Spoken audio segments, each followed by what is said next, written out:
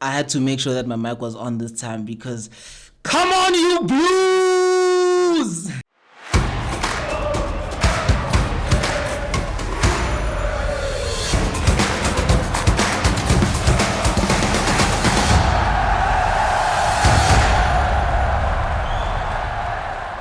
Yo guys, my name is Mohau and this is Blue Footy TV.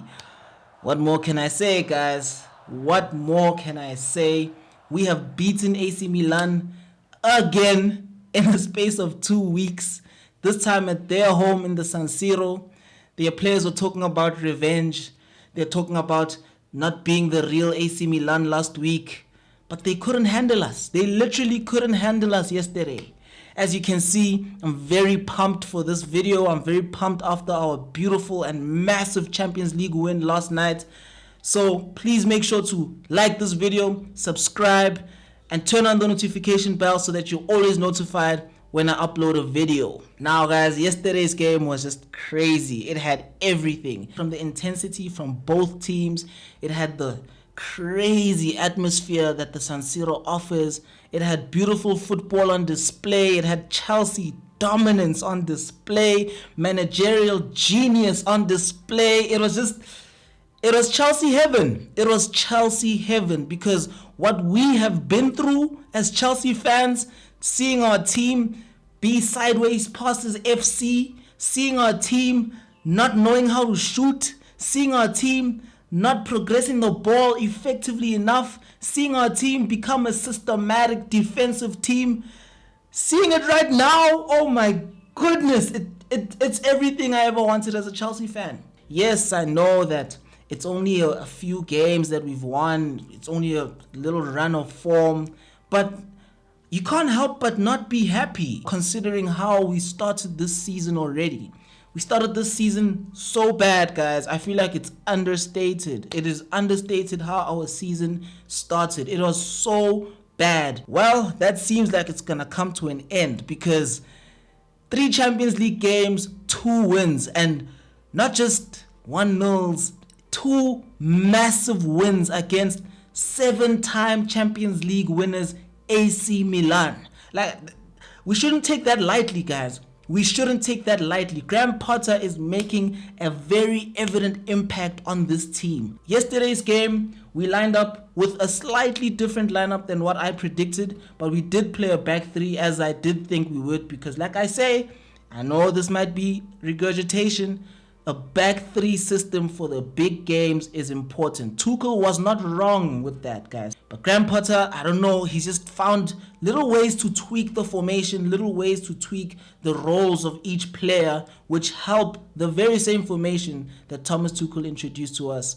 when we won the Champions League a few years ago now. But anyway, the starting lineup we went with yesterday was Kepa in goal, Chalobah, Thiago Silva, and Koulibaly taking up the defense.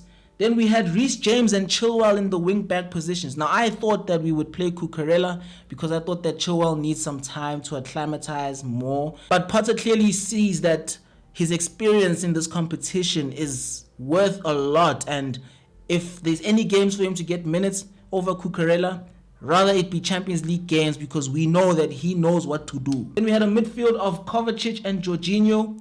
Look, I believe in Ruben Loftus-Cheek, guys, and that's why I keep choosing him in my predicted lineups. But Jorginho also, wow, beautiful penalty yesterday. I will get to why I think the penalty was a right decision later on in this video. But yeah, good penalty from Jorginho. I mean, he had lasers in his eyes from the AC Milan fans. Just taking a penalty in such a hostile environment anyway. You need a hectic mentality to be able to deal with that, and Jorginho did it beautifully and professionally, put us ahead, and that was what we needed to really take the game into our own stride and dictate the play. Then we had an attack of Mount, Aubameyang, and Sterling, and wow, guys, I would just like to send a massive shout out to my boy Mason Mount. Never ever write him off, guys.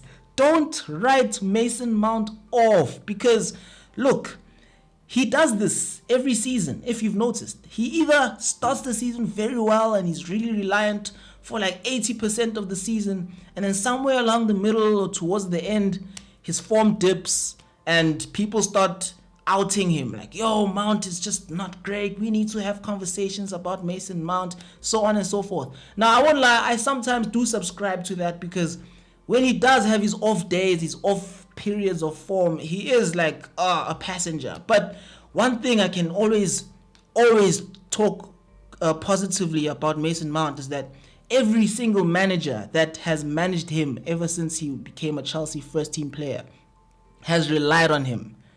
Frank Lampard, Thomas Tuchel, and even now Graham Potter.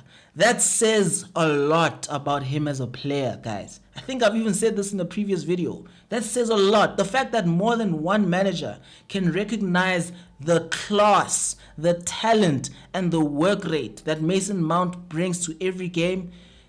I mean, it's written. It's literally written on the football field. He leaves it all there. And each manager sees it. And that's why he always gets picked. And I can't hate on it. I really can't. I honestly think that he is a future captain for the team. So next time when his form does seem to dip, let's have a little bit more sympathy, or let's give him a little bit more time as a fan base, instead of like constantly hating on him so much online, as if he doesn't do so much for us already. Like, Mason Mount is an important player for this team, guys. He even got subbed off at halftime, but I still think he was the man of the match because of how impactful his performance was in that first half. Speaking of him being subbed off in the first half, I think that was a smart move by Graham Potter to do that, because we all saw how that referee was just handing out yellow cards like it was nothing. That guy was just dishing out yellow cards as if they pay him per yellow card he gives out. So we needed to be careful. We had a one-man advantage after the Tomori red card. Speaking of the penalty situation, which Mount won us as well. Mount was just amazing yesterday, guys. Look, kudos to Mount for staying on his feet, because other players, the moment they feel something pull them, they fall straight to the ground and cry penalty. Mount stayed on his feet. He even tried to get a shot away. And in my opinion, the referee made the right decision. Look, maybe the red card was a bit harsh, but Chelsea have faced harsh decisions as well against us. So it's a bit of goodwill that the universe is granting us, harsh decisions that work in our favor. From a neutral standpoint, yes, maybe that was not a red card offense, but it was definitely a penalty, because Tomori does pull Mason Mount and he is the last man. But speaking about the game, guys, both teams started off erratically in the first half, because you could see that, as I said, both sets of players from both teams were really emotionally invested in this game. Not one team in that first 10 to 15 minutes had the ball long enough. The ball kept switching sides, kept, being taken out of play. And like I said, the referee kept stopping the game and giving out yellow cards. So it was a really erratic start to the game. We started imposing ourselves as the half went on. Our long balls from midfield to attack, guys. Oh my goodness. No more sideways FC, guys. We were passing the ball so beautifully, progressing the ball from midfield into the attacking position so effectively. It was amazing to see Jorginho and Kovacic, class in midfield. That's what I want to see from my midfield every game. Get the ball into those attacking positions in an effective way. You can see that now Graham Potter is really instilling that idea into their heads that, guys, get the ball forward. Get the ball forward, get it to Aubameyang, get it to Sterling, get it to Mount, and they will try and do the rest. But yeah, in terms of the players that performed well in that first half, Mount, of course, Reece James, world class. Trevor Chalobah, I think that right-hand side, Trevor Chalobah and Reece James, they shut Rafael Leao down like crazy. Like, he was nowhere in this game. Did he even have a shot? I don't think he even had one shot towards goal. The moment that he got the ball and he looked to make a run towards our defense, Trevor Chalobah stepped out to meet him. He was always right there to be right on his toes the moment he receives the ball. And of course, Aubameyang making it 3 goals in 3 games. Beautiful performances by them. We have a proper number 9 now who can score and does front flips when he does. Come on, guys. Like this video, guys. The one player, I do have to say though, the one player that did look like a major threat for AC Milan in that first half was that Theo Hernandez guy, the guy who was their captain. Wow. he seems like he's a baller. Hey, I think they had him injured the last game, so he came back for this game to play, and yeah, he did well. He was the only threat I saw from AC Milan, because there were even times where our own players couldn't pick up where his positioning would be, because it seemed that whenever AC Milan were coming forward to attack, he was taking up those defensive midfield positions, and whenever AC Milan was in a transition or had to defend, he would go to his more natural defensive wide position. So we didn't really know how to deal with him, but I think as the game went on, we really shut him off, and all he was doing was just taking throw-ins for AC Milan, to be honest. The second half was a game management masterclass from Graham Potter, because based on how intense and how high octane that first half was, and based on how that referee was just giving out yellow cards, Graham Potter handled that second half beautifully, because you could tell that he instructed the players to calm down more,